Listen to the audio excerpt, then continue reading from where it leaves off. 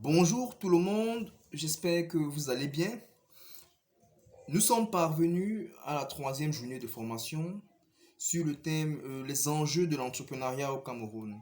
Comment trouver et tester son idée de projet social et d'affaires. Lors de la première journée, nous avons fait une sorte d'introduction au concept entrepreneurial lui-même. Il fallait faire une différence entre l'entrepreneuriat social et l'entrepreneuriat économique. La deuxième journée, nous avons commencé de manière plus pratique dans notre thème en apprenant comment identifier des projets sociaux. Bon, disons des idées de projets. Aujourd'hui, pour finir, nous allons entrer aussi de manière plus technique dans comment trouver des idées de projets d'affaires. Parce que je sais, sans pousser l'intention, que la majorité d'entre vous, vous êtes beaucoup plus orienté, je pense, projet d'affaires. D'accord. Pour mieux comprendre le thème d'idée de projet d'affaires, je sais que beaucoup pensent que c'est facile de trouver une idée d'affaires. C'est très évident. Mais ce n'est pas toujours le cas. Nous allons prendre un petit cas pratique pour vous montrer à quel point ce n'est pas toujours le cas. Les évidences peuvent être des pièges. Nous avons deux jeunes entrepreneurs. Ça veut dire deux personnes qui viennent de se lancer nouvellement dans l'entrepreneuriat. Peut-être après avoir suivi une formation avec KBA Conseil. Et ils arrivent dans une ville. Dans cette ville, ils font tous deux le même constat. Le poulet coûte exagérément cher. Ça veut dire un poulet qui n'est même pas très gros coûte 9 000 francs.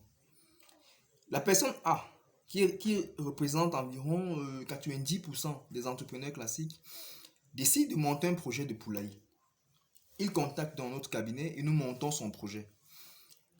On recherche son financement avec lui et finalement il obtient ce financement et construit son petit poulailler, met sur pied sa petite entreprise et il se rend compte en évoluant que la provente coûte vraiment très cher. Il y a des maladies qui ne s'attendaient pas suite à des vents secs et finalement il se retrouve en train de perdre 50 de ses poulets, de ses poussins. Et pour finir, il est obligé de vendre à 9 500 francs un poulet pour pouvoir essayer d'entrer un peu dans ses marges. Finalement, il vend plus cher que le constat que lui-même il avait fait. Notre personne B, qui représente 10% des entrepreneurs, quant à lui, il décide de mener d'abord une étude pour comprendre la provenance de cette opportunité qui semble très évidente. Et il se rend compte que effectivement, la provente coûte cher.